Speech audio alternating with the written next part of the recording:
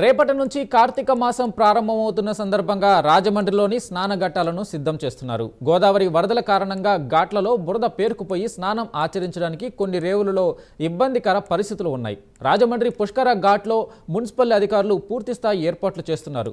గౌతమి ఘాట్, సరస్వతి ఘాట్, కోటిలింగాల ఘాట్, మార్కండేయ స్వామి ఘాట్లలో బురద సమస్య ఏర్పడింది. పుష్కర, కోటిలింగాల, మార్కండేయ స్వామి ఘాట్లలో జల్లు స్నానం చేసే ఏర్పాటు కూడా చేశారు. మహిళలకు దుస్తులు మార్చుకొని సౌకర్యం కల్పించారు.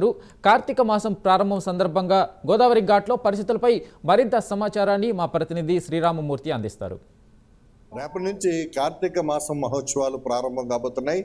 దీంతో శైవ క్షేత్రాలన్నీ కూడా విద్యుత్ దీపాలంకరణలతో పాటు అన్ని ఏర్పాట్లు చేసిన పరిస్థితి కనిపిస్తుంది.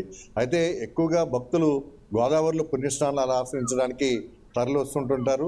అయితే ఇందుకోసం చూసినట్లయితే రాజమండ్రిలో పుష్కర్ ఘాట్ దగ్గర ఏర్పాట్లు ఇక్కడ అధికారులు చేస్తున్న పరిస్థితి కనిపిస్తుంది. అయితే ఇప్పుడు మొన్న దాదాపుగా 4 సార్లు వరద రావడంతో ఘాట్లన్నీ కూడా ఒక ఫ్లడ్ తోటి అంటే బురదతోటి నిండిపోయిన పరిస్థితి ఉంది.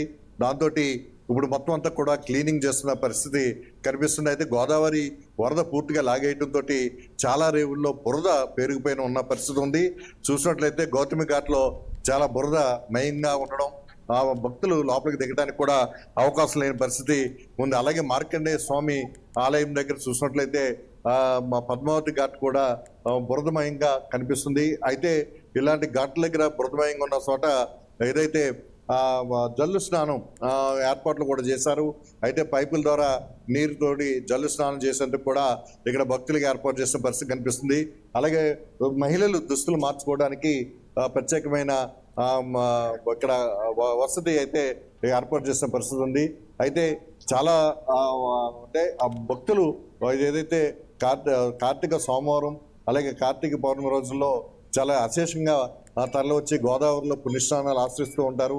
అయితే ఆ భక్తుల రద్దీకి అనుగుణంగా ఇక్కడ ఏర్పాట్లు లేవనే అభిప్రాయం కూడా వ్యక్తమవుతున్న పరిస్థితుంది. అయితే ప్రధానంగా రాజమండ్రిలో కోటిలింగాల ఘాటు అలాగే రాజమండ్రి పుష్కర్ ఘాటుతో పాటు ఇక్కడ సరస్వతి ఘాటు అలాగే గౌతమి ఘాట్లో కూడా భక్తులు కార్తీక మాసం సందర్భంగా ఇక్కడ మార్కండేయ స్వామి ఆలయం దగ్గర ఘాటులో కూడా కార్తీక మాసం పురస్కరించుకుని భక్తులు పెద్ద సంఖ్యలో పుణ్యస్నానాలు ఆశ్రయించి ఇక్కడ శివుణ్ణి అంటే శైవ క్షేత్రాల్లో శివుణ్ణి దర్శనం చేసుకోవడం జరుగుతూ ఉంటుంది. అలాగే ప్రత్యేకంగా పూజలు కూడా ఆశ్రయిస్తూ ఉంటారు. కార్తీక మాసంలో ఈ పూజలకు కూడా ప్రత్యేకత ఉన్న పరిస్థితి ఉంది. దాంతో ఇక్కడ మనం చూస్తున్నాం. రేపటి నుంచి ప్రారంభమయ్యే ఈ కార్తీక మహోత్సవాలకు సంబంధించి ఇక్కడ ఏర్పాట్లు అయితే కొనసాగుతూ ఉన్నాయి. మరోవైపు చూసినట్లయితే పంచారామంలో కార్తీక మాసంలో పంచారామంలో ముఖ్యంగా ఇక్కడ ద్రాక్షారామం, సామలకోట ఈ ప్రత్యేక ఆలయాల్లో చూసినట్లయితే ప్రత్యేకించి భక్తులకి ఏర్పాట్లు పూర్తి చేశారు.